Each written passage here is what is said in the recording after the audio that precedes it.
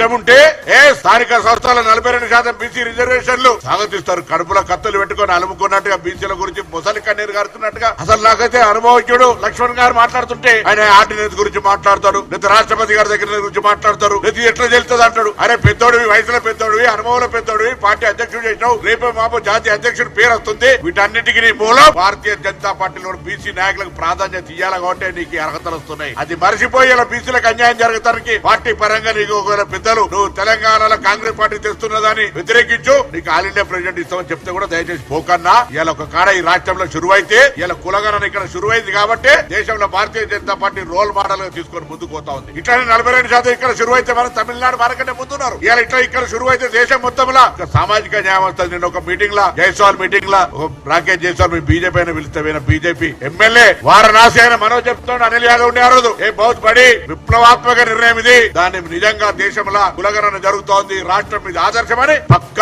RSS వ్యక్తి మాట్లాడుతూ ఉండు. మీ పార్టీలో కూడా స్వయం సేవకులు కావచ్చు, విశ్వ హిందూ పరిషత్ వాళ్ళు కూడా వారికి అభిమానం బలహీన వర్గాలకు న్యాయం చేస్తుందని కాంగ్రెస్ పట్ల ఉన్నది. మీరేమో రాజకీయంగా ఆలోచన చేస్తా ఉన్నారు. అందుకే ఇలా మరొక్కసారి తెలంగాణ కాంగ్రెస్ బలహీన వర్గాల ప్రజాప్రతినిధుల హృదయపూర్వకంగా అన్ని రాజకీయ పార్టీలకు విజ్ఞప్తి చేస్తా ఉన్నాం. మా పార్టీ చిత్తశుద్ధితోటి ప్రభుత్వము పార్టీ 42% రిజర్వేషన్లు ఇవ్వడానికి న్యాయపరంగా, చట్టపరంగా, ప్రజాపరంగా ఒక ప్రక్రియ చేపడుతుంది. మీకు ఎక్కడైనా లోపం అనిపిస్తే ప్రైవేట్ గా మీరు మాతో మాట్లాడినటువంటి అంశాల దగ్గర మైకులు చెప్పలేం, మీరు చేసుకుంటా పోమనేటువంటి ఆలోచనతో ఒక బలహీన వర్గాలుగా జరిగినటువంటి అంశాలకు సంబంధించి. కానీ ఇవాళ ఈ ప్రక్రియ తెలంగాణ సమాజానికి ఒక దిక్సూచి మార్పుకు శ్రీకారం చుడతా ఉంది. అందుకే దయచేసి ఎవరైనా ఆలోచన డిఫరెంట్ ఉంటే, మీకు ఏదైనా డౌట్ ఉంటే తెలంగాణ రాష్ట్ర బీసీ వెల్ఫేర్ మినిస్టర్ గా I'm ready to clear with my officer or నా సహచార మంత్రులతో కలిపి. కానీ అనవసరంగా దీన్ని కాళ్ళ కట్టబెట్టి ఈ ప్రక్రియను మీరే ప్రోత్సహించి రెచ్చగొట్టి న్యాయపరమైన చిక్కులు తెచ్చేటువంటి అరే సొంతంగా అనేక డాక్యుమెంట్స్ ఉంటే కూడా కోర్టుకు పోతే అప్పుడప్పుడు ఇంజక్షన్ ఆర్డర్ చేయిస్తారు. ఇలా మీరు అటువంటి